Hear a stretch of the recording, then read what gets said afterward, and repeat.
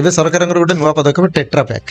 ହଁ tetra pack ମାନେ କଣ ଟିକେ ପ୍ୟାକେଜିଂ ରେ ଟିକେ ସୁଧାର ଆସିବ। ଟେଟ୍ରା ପ୍ୟାକ୍ କଥା ନୁହଁ, ଦେଖୁନାହାନ୍ତି ଆମ ରାଜ୍ୟରେ କ୍ଷୀର ବିକ୍ରି ହଉଛି ପଲିଥିନ ରେ, ଆଜ୍ଞା ପଲିଥିନ ନୁହଁ କି, ପଲିଥିନରେ ଜରିରେ ବିକ୍ରି ହଉଛି କ୍ଷୀର, ତାଠୁ ବି ମୂଲ୍ୟବାନ ସବୁ ଦହି ବିକ୍ରି ହଉଛି କ୍ଷୀରରେ, କିନ୍ତୁ ଆମ ରାଜ୍ୟ ସରକାର ବର୍ତ୍ତମାନ ଟେଟ୍ରା ପ୍ୟାକ୍ କରୁଛନ୍ତି, ରାଜସ୍ୱ ପାଉଛନ୍ତି, ସେମିତି ମଦ ଦୋକାନକୁ ପ୍ରୋତ୍ସାହନ ଦିଆହଉଛି।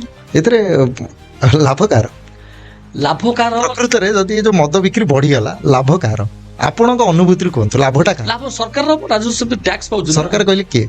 ସରକାର କହିଲେ ଯୋଉ ଗଭର୍ଣ୍ଣମେଣ୍ଟ ରହିଲା, ଯେତେବେଳେ ନବୀନ ପଟ୍ଟନାୟକ ଯେତେବେଳେ ଥିଲେ ପୂର୍ବତନ ମୁଖ୍ୟ ବିଜେଡି ସରକାର ଥିଲା, ସେ ସରକାର ଲାଭ, ଏବେ ଯେ ସରକାର ଅଛନ୍ତି ତାଙ୍କର ଲାଭ ହବ, ରାଜସ୍ୱ ଆସିବ। ମାନେ ସରକାରର ଆଭିମୁଖ୍ୟ ହେଲା ମଦ ବିକିକି ଲାଭ କରିବା, କିନ୍ତୁ ସେବା କରିବାନି। କିନ୍ତୁ ସରକାର ତ ଚାହିଁଥିଲେ ଯେ ପ୍ରଥମ ବିଜେପି ସରକାର ଯେତେବେଳେ ଆସିଲା, ସମସ୍ତଙ୍କର ଆଶା ଥିଲା ମଦ ସମସ୍ତଙ୍କର ବନ୍ଦ ଆଶା ଥିଲା, ସେମାନେ ବି ବହୁତ ଜାଗାରେ କହିଛନ୍ତି ଯେ ଆମେ ଆସିଲେ ମଦ ବନ୍ଦ କରିବୁ, କିନ୍ତୁ ମଦ ବନ୍ଦ କରିବୁ ପଇସା ଅଭାବ ଆସିଲା ପଡୁଛି। ପରେ ମଦ ଦୋକାନ ଆହୁରି ଖୋଲିବାକୁ ଅନୁମତି ଦିଆଯାଇଛି। ଭୁବନେଶ୍ୱରରେ ଯେତିକି ଥିଲା ହୋଟେଲ ଆଣ୍ଡ ରେଷ୍ଟୁରାଣ୍ଟ, ତା ସଂଖ୍ୟା ବି ବଢିଛି।